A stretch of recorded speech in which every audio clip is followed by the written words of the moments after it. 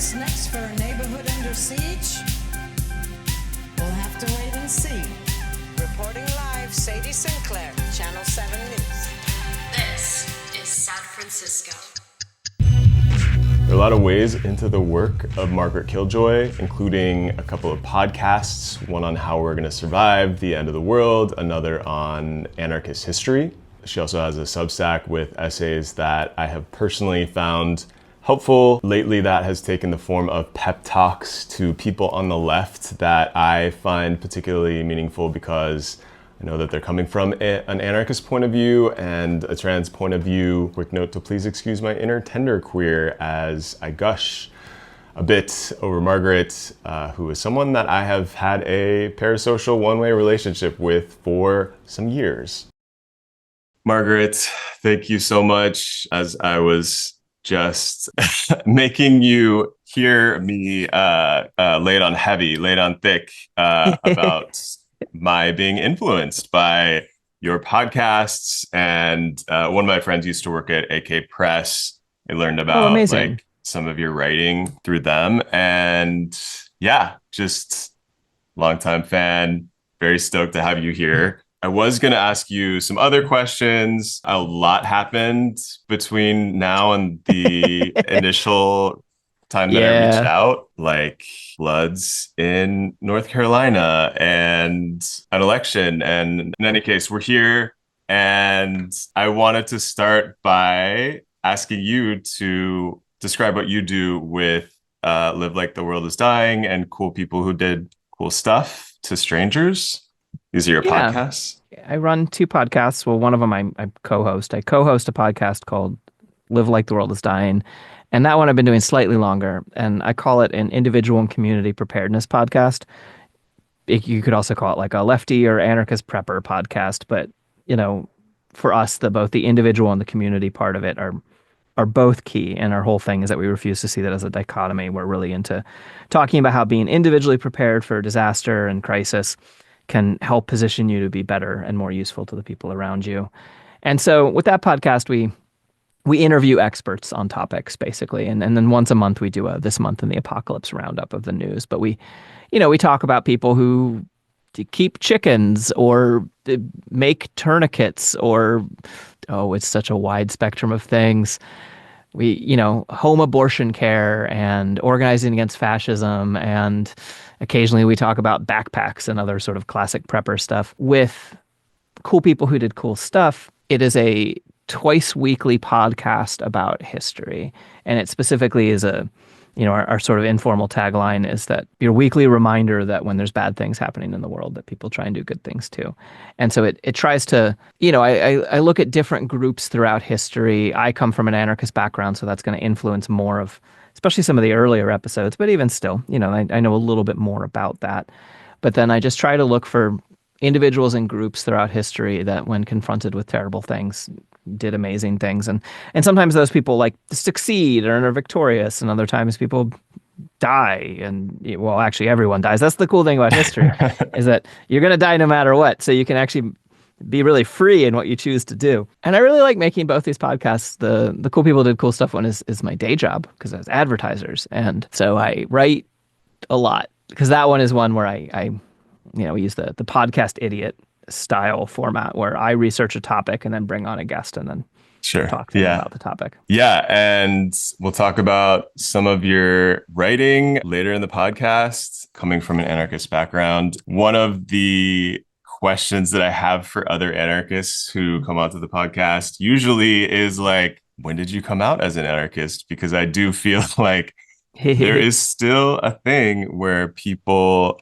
are surprised or anarchist is kind of like a dirty word in amongst a lot of people out there still. I think it's one of the most tragically misunderstood political concepts in history. I think that there's the sort of cliche that if you describe anarchism without calling it anarchism, most people will kind of get on board. If you talk about being like, well, we believe in both individual responsibility and being part of communities, and that we shouldn't have coercive hierarchical relationships, and we should organize as equals, and we should take care of each other without, without the state putting a gun to your head to say you better take care of each other. You know, you can describe it in all these ways, and then as soon as you say anarchism, then you hit upon all of these preconceptions that people have. And it's interesting because it's a little bit our fault, right? From the very beginning, the first, he was a terrible person. Proudhon was the first Western person to consciously call himself an anarchist as an intentional word. And he kind of meant it as like almost slang for anarchist when he said it in the 1840s, right?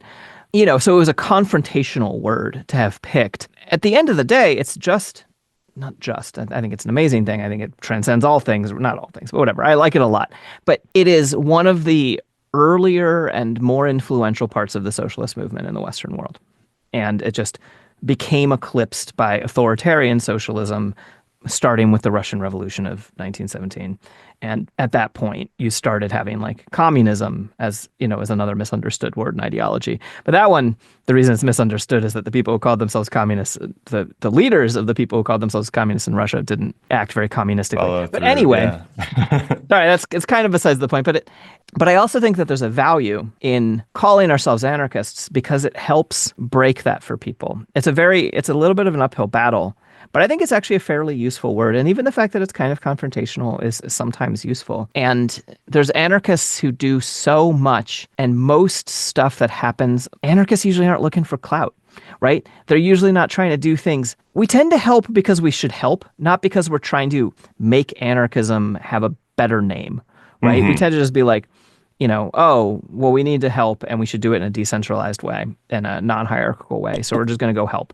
You know, and then there's only certain aspects of anarchism that have been visible throughout history. In the 100 years ago, it was killing world leaders, and you know, more recently, it's I would say like the Black Bloc and anti-fascist street organizing and things like that. Which it depends on the world leader, but like overall, like I'm fine with both of these things. It's just a minority of what happens under the name of anarchism. How I got involved, which was the point of your question. Sorry, it took me a moment to get to it. Is I didn't really know where I belonged politically. I was kind of I grew up in the 90s. There wasn't a lot of politics in the sort of suburban environment I was in. I was a lackluster social democrat, basically. I was like, well, that's okay. Nader's okay, you know, whatever. And so the Green Party was sort of interesting to me because I briefly thought I was a libertarian because I took an online quiz when I was 16 that told me I was a libertarian because I like freedom, you know. My like communist girlfriend was like, well, then corporations would just run everything. And I was like, well, that's true. I guess I'm not a libertarian, but I'm not a communist either. But I didn't care that much because it didn't set a fire under me. And then in 2002, I lived in New York City and I went to art school. And there were these big protests happening during the anti-globalization era, in which our goal was to sort of stop the economic extraction of the quote unquote global South by the quote unquote global North, or developed or developing, whatever. The terminology is always changing. None of it's been perfect. But all these protests were happening, and my friend was like, well, you should go. And I was like, I don't know. I think those people are kind of silly. Protesters, they seem kind of silly. No offense to protesters, but we sometimes seem kind of silly. And my friend convinced me to go, and I read a little bit about the anarchists, and they were going to break the anti-mask laws of New York City. And they were like, no, we're gonna wear our black bloc anyway. And that seemed cool to me. I'm 19 years old. That seems amazingly cool. And it actually is cool, but it's extra cool when you're 19. And so I went and I found someone wearing all black and a mask. And I was like, well, what do you believe in? And he was like, well, we hate both capitalism and the state. And I was like, well, what do you do about it? And he's like, well, we build up alternative institutions and so we attack the ones that are destroying the world. And I was like, well, do you have an extra mask? And he did. And he gave me a mask. And I started calling myself an anarchist. And it's like, it was easier for me because I was sort of it's funny. Right now, the right wing calls itself politically homeless. You know, anyone who's like sort of center right will call themselves politically homeless. But like, I just like didn't know where I was. I didn't know what I was trying to do. And a lot of ideas have been presented to me and they all seemed uninteresting. And then just as I've gotten older, I read a lot of history and I read a lot. And I'm no longer like, you know, I don't think anarchism is the only political ideology that has any merit. I don't think that, you know, only anarchists accomplish anything or whatever. But I see so much to be proud of in our history, and so much of it has been erased. And so, you know, there's so many important figures throughout history that, you know, or people behind the scenes who never made it to be important figures in history, who were anarchists, who just they maybe didn't shout it from the rooftops, or historians took it out of there. In the same way that marginalized people, like like sex workers are constantly written out of history. Sorry, I know I'm rambling. I'm almost done with it. No. This And is gold. Yeah. okay, sex workers are constantly written out of history. If they do anything interesting, the fact that they're sex workers isn't written about because it's sort of seen as like a shameful thing, right? Right. And so therefore you don't realize what an incredibly large number of amazing people were sex workers throughout history Right. and influencing things. And a comparable thing is happening with anarchists. And then you even run into stuff where, like, I think about this stuff all the time with history, where because of the way that people have attempted to deconstruct race in different times and places, where you'll have all of these people who aren't white, but no one's trying to talk about, like, no one's trying to be like, well, there's one guy and he wasn't white and he was there. So then in history, all of this shit gets whitewashed because no one is, the identity markers aren't presented. Yeah.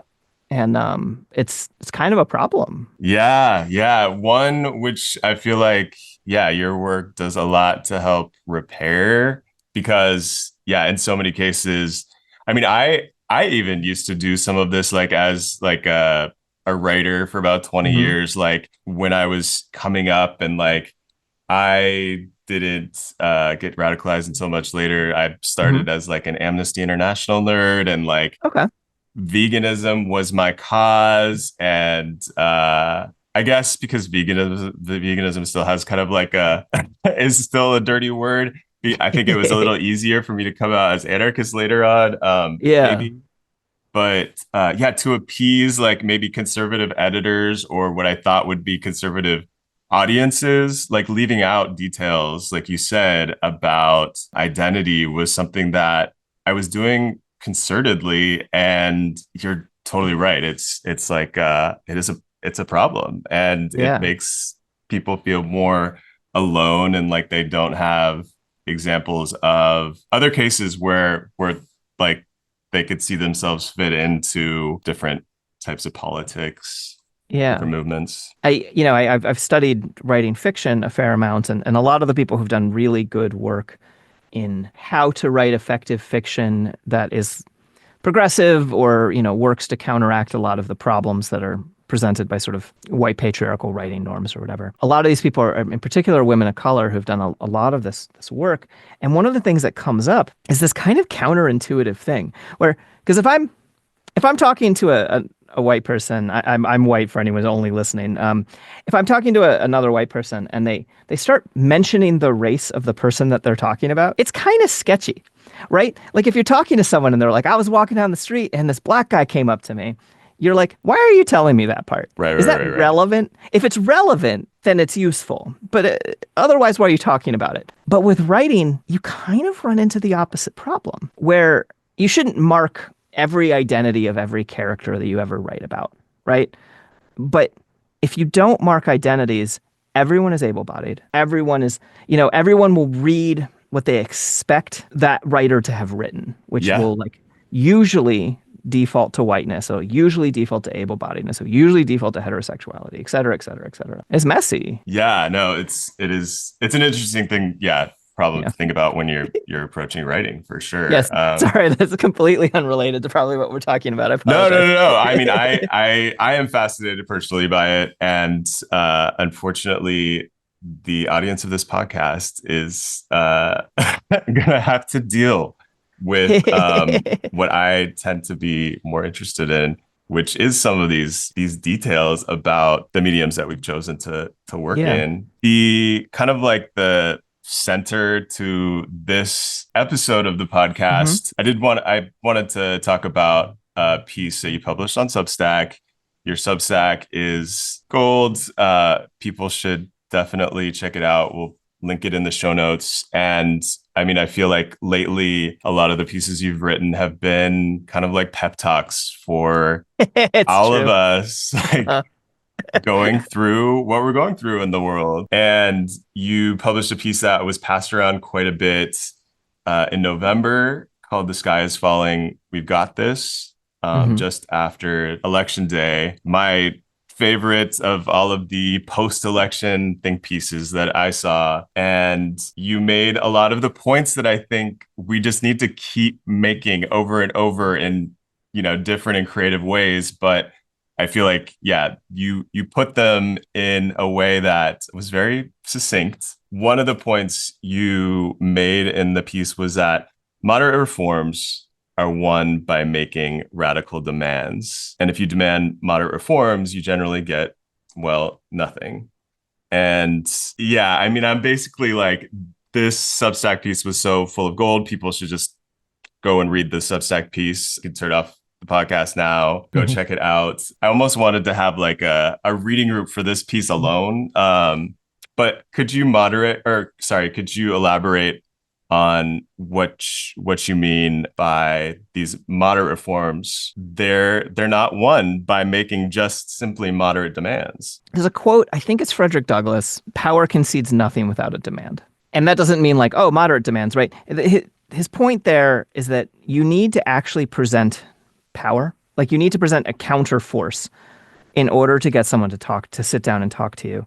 And if your country is being invaded and you say, oh, well, let's compromise, you're just going to lose, right? They're like, okay, well, we're going to take all of it.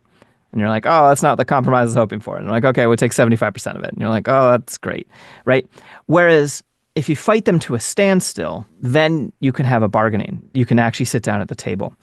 And one of the unfortunate downsides of liberal democracy, or it's baked into intentionally or whatever, is making people believe that the way to get anything done is through this very slow, moderate process. You know, the more moderate you can be, the more you'll accomplish, is kind of one of the main lies they tell us. It's interesting because the thing that I want is very radical, right? I actually don't think it's an incredibly radical idea that no one's in charge of me, but we should take care of each other. This feels like a very non-radical claim. But in contrast to the existing system, it's a very radical claim. But I also suspect that it is a stronger and better position with which to get things along the way. There's a Malatesta quote. He's this Italian anarchist, and he wrote this essay called On Reform or something. It was 100 years ago or something. And he said that we will take all reforms as an army conquering territory and continue to march. Because when you demand everything, they start throwing reforms at you, hoping it'll slow you down. Whereas when you ask for reforms, you might get them. And I think you can see this with the way that abolition happened in the United States. There was this moderate attempt. The moderate attempt was, let's slowly phase out the owning of human beings by paying all of the slavers for their property, and, you know, to slowly be like, well, anyone born after such and such date doesn't get to be born into it, but their parents are stuck. You know, this very reformist attitude about how to end chattel slavery, and it did not work. And I believe, I can't prove this, I believe it wouldn't have worked. And, you know, it didn't. They kept trying it. And instead, very fierce, multiracial coalition of people kept doing guerrilla warfare against the slave system. An incredible amount of that happened from Black people in the South, and that gets kind of left out when we just pick up John Brown and hold him up as a hero. He is a hero, but he's like one among many heroes in all of this. And eventually it took this entire war, and the costliest war of human life in United States history, in order to end chattel slavery. And it probably always was going to take that. And I wish that wasn't true. But the moderate reform thing was never going to get anywhere. The tiniest version of this that I can point to, the one that felt very personal to me, during Occupy era in 2011, I was living in Santa Cruz, and we had an Occupy Santa Cruz. And mostly we went up to Occupy Oakland because it was the bigger one. But we had an encampment, and we had general assemblies and this and that. And the city council just showed up and was like, you gotta clear out of here. And then we were like, but we're not gonna, right? We're just like not actually gonna do that. And then they started sending council members to come join the General Assembly and talk to us as equals and stuff. And they were kind of lying the whole time, right? But we had shown that we had some power. And I think that that's what it takes. And I could go on about it, but that's probably enough for now. No. I mean, it is amazing to think, yeah, like that was one of the moments where it's like people just came together, set up some tents, and refused to leave. And it required these officials coming from the state to come and attempt to garner some favor among people and like get them to clear out. And then, of course, eventually cops came in. but Yeah. but yeah, I mean, that was a formative moment for me for sure. And then over here in San Francisco, we had nothing on the Oakland contingent for sure. That's how we felt in uh, Santa Cruz too. Yeah. So later in this piece, you also talk about something that has come up a lot, I think, in the wake of the election. You write, we need to de-escalate all conflicts that isn't with the enemy. And I do feel like this is something that I could take to heart more, and that, yeah, other people that are organized with. I hope that this is a point which you do repeat like multiple times in this piece, Mhm. because I think it's really important. And in this moment, why do you think it is so important? Why do you think it's worth repeating? It's funny because this is the line that gets used the most of out of this piece or a lot of my writing. And it mostly, I think, gets used in ways that I hope are very useful. And sometimes it gets interpreted in ways that I would not have intended it for it to be interpreted. And I get a lot of questions about like, well, who defines the enemy, right? And my argument is like, well, you do, the individual. The individual, when you think about what you want to do and you get into conflict with someone, what I do now is I try to think, is this person my enemy? And sometimes people who aren't outright fascists are my enemy, right? Like if someone is, trying to physically hurt me and the people I care about, regardless of their political position, they might be my enemy or my enemy right then, right? And not later. But overall, I think that you kind of reach a certain point where you're like, well, there's a bunch of people who want me dead. Is this person one of them? Or are they mad about how I phrase something? Or how am I mad about how they presented themselves in the meeting? Like, do we have differences of opinions about tactics? And Right. it's messy. It's messy because I will draw the lines differently than other people. I have I read too much history to really have much nice to say about authoritarian communism, right? But I'm also not trying to make that be my big fight right now. And that's really challenging for me because they're closer. It's easier to hit them than it is to hit the enemy, right? And yeah, there's just like, I try to think to it. I'm like, look, if this was just a shooting war tomorrow, is this person shooting the same direction as me or at me? And that's kind of what it comes down to sometimes in terms of de-escalating conflict. And de-escalating conflict doesn't mean ignoring conflict. It doesn't mean pretending that everything's fine. It just means working to find common ground. And some of this even applies. I'm not trying to draw like line in the sand left, right. I mean, Yeah. far enough right I am, right? But I live rurally. The average person near me voted for Trump. Most of them would not shoot me. Most of them would shoot people for trying to shoot me. So, maybe because of the cultural space that I am like physically in, I have more sympathy for the center right. Not really for what they believe, to be honest, but like for who they are as people, where they just kind of want to be left alone and be nice to people and then have incredibly incorrect opinions about some important issues. I don't know. Yeah, no, I feel that. And, I'm faced with living with family who I don't necessarily want to see dead, who have very different opinions than me. Maybe that means that we're not like really talking much. But yeah, I think, of course, when and if I'm talking to someone who is a liberal and is very into politics and into trying to make the world a better place and just has different ideas about what that means. I mean, we're talking about things that are huge values of ours. And so, of course, it's going to get messy. But just trying to figure out different ways of avoiding unnecessary messes seems like very pertinent to now. Yeah. Yeah. Because we are in a time of crisis. Things are different at different times. There's always there's crises everywhere. I'm not trying to downplay how bad it was 10 years ago for people. Things are getting worse and worse by most measurable standards in the United States in terms of politics.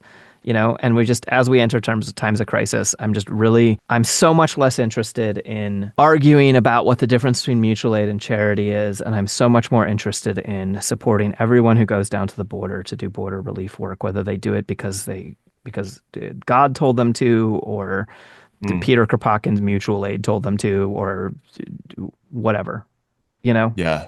Wanted to ask what your current favorite moment from anarchist history that you've looked at on cool people who did cool stuff Okay, right is. now I'm low-key obsessed with the Korean anarchist people's. I'm not going to remember the name of it off the top of my head because it gets translated a lot of different ways, but there was a association of Korean people in Manchuria during the anti-colonial fight.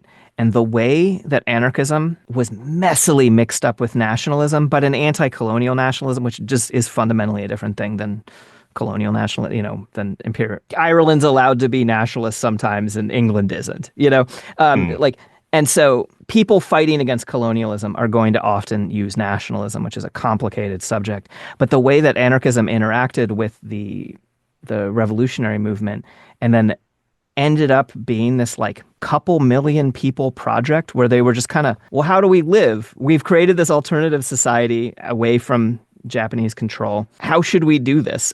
And one of the people who was like, as far as I can tell, basically like the general's, I want to say brother, was this anarchist. And so he was like, well, we could do it like this. And the general was like, great, that's how we're doing it. And they created this like horizontal society of millions of people. It's neat, but it's also really messy and complicated because there's almost no records, especially in English, available on this subject.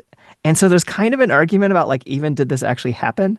And like, to what degree was it this anarchist project? I really like these messy stories and how like I'll run across, people running huge movements, not just there, but like, in China around that time, these huge like anarchists running hospitals and doing all of this like very large scale stuff. Oh, and then the one other thing, I guess for one, I'm now giving you two. mm, This one feels very relevant to where America is going. In the 1920s in Germany, there was a very strong anarchist movement. It was mostly anarcho-syndicalist. So it was like workplace organized focused. And abortion was illegal. But everyone wants abortions. This is a thing that has been true throughout human history. Whenever you make this illegal, people want healthcare, so they provide healthcare to each other. And in most countries, when you say, well, we need people who are very organized to do a crime, you end up with the mafia, right? In the United States, like abortion was run by the mafia, including almost certainly the Jane Collective that's held up. I like the Jane Collective. I'm not trying to talk trash. But, in the same way that like gay bars in the first half of the 20th century were all run by the mafia and stuff, right? But in Germany, they were like, well, we need a bunch of really organized people to do a bunch of crime, syndicalists. And so all over Germany, performing, I think, about 1 million abortions a year or something like that, was this huge network of hundreds of illegal abortion clinics run by primarily women who were part of the syndicalist movement. Damn, love it. And then, of course, unfortunately, like, most of the history of the 1920s in Germany is eclipsed by what happened in 1933, and all of those movements were viciously destroyed. But, for a moment, we were the ones who were good at organized crime, and that's cool because we were doing it for good reasons instead of bad reasons. For sure, for sure. Yeah, no, definitely want to listen back to those episodes again. My next question was, remember your review of the apocalyptic film from last year, Civil War? And, it was kind of like, it was mid, and it's, kept your attention as like a adjacent action-y movie from Hollywood. Yeah, wondering what kind of apocalyptic movies, which we're going to continue to get a lot of, but from the past, what have been the ones that have drawn you in? I guess there's like two categories. There's the it's happening and then the it's happened, right? From an it's happening point of view, there's something that didn't totally work for me as a movie, but I liked it overall, but it nailed politics dangerously well, was Don't Look Up. Have you seen Don't Look Up? Mm-hmm. I mean, it was depressing, but it felt fairly accurate. They were like, hey, we all know there's this massive life-changing problem. Should we deal with it? And everyone's like, nah, this is fine. It'll be fine somehow, And so in some ways, that's almost like the most terrifying post-apocalypse movie. And then I'm kind of just a sucker for any apocalypse movie that's just like, here's a gang of people trying to make it after the apocalypse. Like, I'll watch pretty much any of them. I like zombie movies. I like most of them kind of annoy me, but there's like something that is really appealing about people like getting to imagine a blank slate and people like to imagine what they could do without systems of power over top of them. And, I mean, it's funny because all of those movies tend to be like the sort of negative conception of anarchy. I'd really like to see movies that do a better job of describing how while there are people who take advantage of crisis situations, like overall people come together. Oh, well, weirdly, that movie the Obamas produced, I wasn't like, this is the best movie ever, but it fought some of the tropes of disaster really well. Its central messaging around like, hey, let's take care of each other in times of crisis, and the way they talk the prepper out of being a jerk, I really liked. Yeah, Leave the World Behind. Yeah. Yeah, no, like, But again, yeah, I'm, like, I'm not trying to hold it as like the most entertaining movie. What were you gonna say? Sorry. oh no, just that seeing people come together, yeah, in a moment of crisis and make something happen. What ones do you like? I mean, I do like a lot of the zombie movies. I'm looking forward to 28 years later coming up. Oh, that's amazing. I mean, there's I guess something about like when like the black and whiteness unfortunately is very appealing to me of like good and evil. Yeah. Because there's just we don't actually get that in real life so much, and so It's just cathartic. Yeah, That's why we like Nazi movies. You're allowed to shoot them. right, yeah, Except exactly. now. Apparently, you're not supposed to shoot them now. Anyway, whatever. Yeah. Ooh, I know. We'll see. Yeah, even by the time that this podcast goes to print, like what has happened? Yeah. But, who else will have Sig Heiled? Who knows? I know. Although it was dope to see like immediately passed around on the internet yesterday was like the image of people who had projected Elon on a Tesla factory in Germany.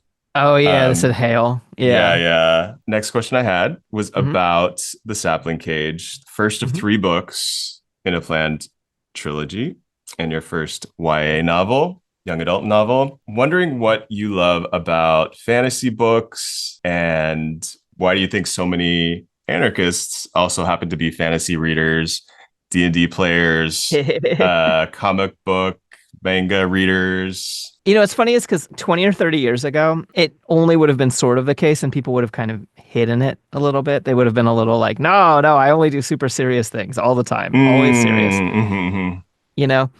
But my first book, which is currently out of print, we're going to do a new edition of it with AK Press. It's called Mythmakers and Lawbreakers, and it was interviews with anarchist fiction writers about what being involved in social change and the creation of fiction have to do with each other. And the reason I started asking the people those questions, I actually started with Ursula Le Guin. I like wrote her a letter and was like, hi, I'm a mid-20s anarchist fiction writer, and I want to know more about why I do this, because they felt so different to me, right? I was involved in street protest and Earth First organizing, and then I was involved in writing fiction, and they felt so completely different. So I talked to Le Guin and I talked to a bunch of other authors, which is, I mean, your podcast. So she wrote you back. Yeah, she did. Yeah. And I interviewed her. Yeah, no, it was so nice. And I think she was excited to get to talk about something she didn't get to talk about it quite as often, And finding smart people and asking them questions turns out to be a very good way to learn things. And so I learned about what the social utility is, which is that fiction is, I mean, it's almost like a trap, right? Because almost the whole point is to not focus on social utility. You almost create social utility by not focusing on social utility. But fiction is really good at getting people to ask questions instead of providing answers. Theory is very good at being like, here's an idea, we should try it, right? Or here's how I believe the world works. Fiction does that a little bit, but you kind of need counterpoints within itself. You need characters discussing these ideas. And it's not a very good... Yeah, and it's not a very good vehicle to feed answers to an audience. And when you do, people tend not to like the fiction quite as much, but instead get people to ask questions. And it's sort of fun. One of my books is this anarchist utopia book, A Country of Ghosts. And it's kind of fun to sort of stress test, my ideas by having people dislike it. And have not just the readers, but like the characters within the book being like, oh, this part of it's really bad, honestly, And if my goal is to help develop free-thinking individuals or help people develop themselves as free-thinking individuals, then getting people to ask questions is like a really good way to do it. I like that. There's also just like, I'm drawn to it. And I think culture helps shape who we believe we can be and what kind of heroes we want to be, what we want to aspire to accomplish, what we believe is right and what is wrong. We think about the actions we have seen in fiction and whether or not we approve of them or not, and also what we see in real life, but you get to see a lot more people from a lot more backgrounds if you read fiction than most people get access to in their day-to-day lives. It's funny, the question about like why D&D and stuff like that. And again, it's like a lot of the people who developed D&D, not all of them, but a lot of them were just conservative, not like fascists, but just conservative middle America white guys, A lot of people developed a lot of those games. But I think that it really exploded into just like people want to get to use their imaginations in certain ways. And so it like really quickly broke containment. And I don't know. I first noticed it when I was doing like forest defense. I would go tree sit and stuff like that. And I was like, whoa, everyone here is reading fantasy novels. That's like, that was like not my, that was like my personal interest, but it wasn't a thing I saw anywhere else. Expectation. Yeah. Yeah. And I think some of it was like, well, you're living in the woods and you have a lot of time, I don't know. And you like feel like you're part of some big glorious battle anyway. So here's a big glorious battle you can read about. I'm not sure. Yeah. I mean, I think the part about imagining different worlds is something that as anarchists we are trying to do. And so, the culture around us, would reflect that. Thank you so much for doing this. Again, so stoked. And what you're doing is really, I think, helping spread the word about like different ways that we could be in the world, because the world as we know it right now could use some work. Yeah, really good. Yeah. So thank you. What's the best way for people to catch up with you online? Well, you mentioned my Substack, and I guess I would say that. And then just specifically, although people can subscribe and pay me, they don't need to. At least half of my posts are free, and they're always the sort of important ones. The paid ones are a little bit more like memoir and how I'm feeling that day and stuff like that. And as you mentioned, I've been kind of in the pep talk mode lately, and it's partly because I need it, right? It's like, it's almost the transcription of my conversations with the people who are closest to me as we try and solve these things about how we keep ourselves in good shape as we're dealing with what we're dealing with. Yeah, you can follow me there, just margaretkilljoy.substack. I'm on Blue Sky at Margaret at whatever it is, Blue Sky Social or whatever, because I got on there early enough. And I'm like slowly trying to imagine that I'm not going to be on X and Instagram and stuff, but for now I am, because I don't know. The weird thing, I don't know if you experience this, since I like create stuff for a living, I just like social media is more of a platform than a personal interaction forum. Yeah. I'm sort of just like, whatever, I'll just leave those up, and I don't know what I'm gonna do with it. Right. World's changing. Yeah, as we've seen, like we don't know which platforms are going to exist in a year or two. With the ban on TikTok recently. Or now the capitalist recapture of it by probably a fascist. I know. Yeah. Which even before, the political content was being repressed quite a bit. Oh, okay. But thank you again, and go read The Sapling Cage. I'll put the links to everything that Margaret just mentioned in the show notes, and talk soon. Thank you.